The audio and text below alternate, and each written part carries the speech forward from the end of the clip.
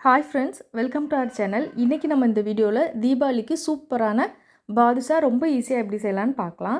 நான் இன்றைக்கி 2 கப் அளவுக்கு மைதா மாவு எடுத்திருக்கேன். ஒரு 1/4 ஸ்பூன் அளவுக்கு சோடாப்பு சேர்த்து நல்லா மிக்ஸ் பண்ணிக்கலாம். எந்த கப்பில் மாவு எடுத்தோமோ அதே கப்பில் 1/4 கப் அளவுக்கு நெய், 1 ஸ்பூன் கெட்டியான தயிர், இதெல்லாத்தையும் நல்லா மிக்ஸ் பண்ணிவிட்டு கொஞ்சம் கொஞ்சமாக தண்ணி ஊற்றி குலோப் ஜாமுனுக்கு பிசைகிற மாதிரி சாஃப்டாக பிசைஞ்சிக்கலாம். உள்ளே லேயராக தான் இருக்கும், எந்த பிரச்சனையும் இல்லை. 1/2 அன் ஹவர் ஊறினதுக்கப்புறம் நல்லா நம்ம உருட்டிட்டு ஒரு விரலால் அழுத்தம் கொடுத்தோன்னா சூப்பரான பாதுஷா ஷேப் வந்து ரெடி ஆயிரும். சைடில் வந்து நம்ம சுகர் சிரப்பும் ரெடி பண்ணிடலாம்.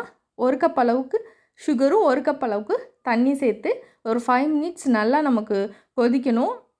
கம்பி பதம் எதுவும் தேவையில்ல, ஆனால் கொஞ்சம் பிசு பிசுன்னு வர்ற மாதிரி இருந்தால் கரெக்டாக இருக்கும். இதில் 2 ஏலக்காய் தட்டி போட்டிருக்கேன். நல்லா கொதித்ததும் ஆஃப் பண்ணி சூடோடு வச்சுக்கலாம். இப்போ பாதுஷா நல்லா உருட்டி ரெடியாக வச்சாச்சு. ஆயில் வந்து ரொம்ப ஹீட்டாக இருக்கக்கூடாது, லைட் ஹீட்டாக இருக்கும்போது தான் போட்டு பொரிச்சு எடுக்கணும். ஒரு பக்கம் வெந்ததும் அடுத்த பக்கம் திருப்பி போட்டு பொன்னிறமாக வந்ததும் நம்ம எடுத்துடலாம். இது சூடாக இருக்கணும், அதே மாதிரி பாகும் நமக்கு சூடாக இருக்கணும். அப்போது உள்ளே போட்டுட்டு ஒரு 5 to 7 மினிட்ஸ் வந்து பாகில் இருக்கட்டும். அடுத்த பேட்ச் ரெடி ஆகிறதுக்குள்ளே இது நமக்கு நல்லா ஊறி ரெடி ஆயிரும். அவ்வளோதான், எடுத்து சர்வ் பண்ண வேண்டியதாக. ரொம்ப சூப்பரான டேஸ்ட்டில் இருக்கும். இந்த தீபாவளிக்கு நீங்களும் செஞ்சு பாருங்கள்.